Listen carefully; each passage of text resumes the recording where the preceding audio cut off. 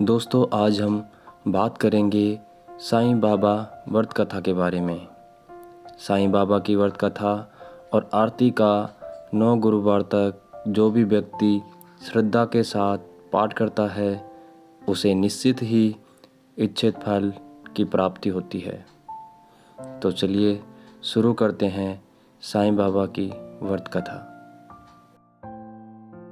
किरण बहन और उनके पति किशन भाई एक शहर में रहते थे।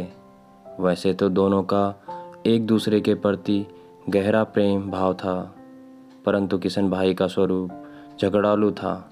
अड़ोसी पड़ोसी भी उनके स्वभाव से परेशान थे, लेकिन किरण बहन धार्मिक स्वभाव की थी, भगवान पर विश्वास रखती एवं बिना कुछ कहे सब कुछ सह लेती थी। धीरे धीरे उनके पति का रोजगार ठप हो गया, कुछ भी कमाई ना होती थी।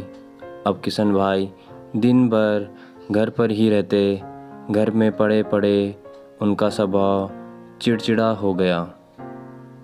एक दिन दोपहर को एक वृद्ध दरवाजे पर आकर खड़ा हो गया। चेहरे पर गजब का तेज था। आकर वृद्ध ने दाल चावल की मांग की। किरण बहन ने दाल चावल दिए और दोनों हाथों से उस वृद्ध को नमस्कार किया। वृद्ध ने कहा, साईं सुखी रखे। किरण बहन ने कहा कि महाराज, सुख किस्मत में नहीं है, फिर मिलेगा कैसे। ऐसा कहकर उन्होंने अपने दुखी जीवन का वर्णन किया।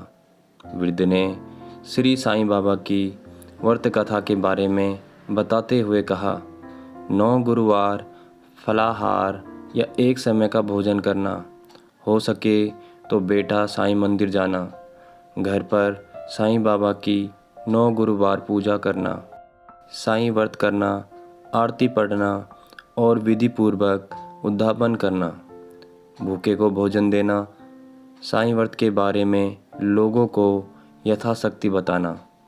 इस तरह साईं व्रत का प्रचार करना। साईं बाबा तेरी सभी मनोकामना पूर्ण करेंगे। यह व्रत कलयुग में बड़ा चमत्कारिक है।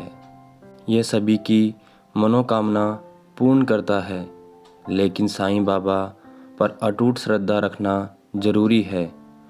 धीरज रखना चाहिए। जो इस विधि से साईं बाबा की व्रत कथा और आरती पढ़ेगा, बाबा उसकी सभी मनोकामना जरूर पूर्ण करेंगे।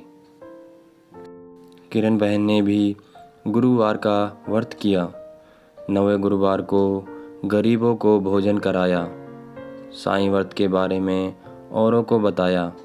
उनके घर के झगड़े दूर हुए और सुख शांति हो गई। जैसे किशन भाई का स्वभाव ही बदल गया हो, उनका रोजगार फिर से चालू हो गया। थोड़े समय में ही सुख समृद्धि बढ़ गई। अब दोनों पति पत्नी सुखी जीवन बिताने लगे। एक दिन किरण बहन के जेठ जेठानी आए और बातों ही बातों में उन्होंने बताया कि उनके बच्चे पढ़ाई नहीं करते, परीक्षा में फेल हो गए हैं। किरण बहन ने 9 गुरुवार की महिमा बताई और कहा कि साईं बाबा की भक्ति से बच्चे अच्छी तरह अभ्यास कर पाएंगे, लेकिन इसके लिए साईं बाबा पर विश्वास रखना जरूरी है। वह सबकी सहायता करते हैं। उनकी जेठानी ने व्रत की विधि पूछी।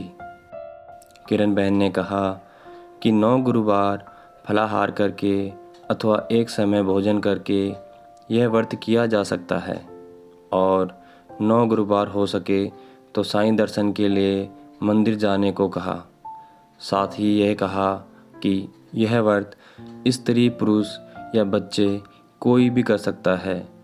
9 गुरुवार साईं तस्वीर की पूजा करना, फूल चढ़ाना, दीपक अगरबत्ती आदि करना, प्रसाद चढ़ाना एवं साईं बाबा का स्मरण करना, आरती करना आदि की विधि बताई।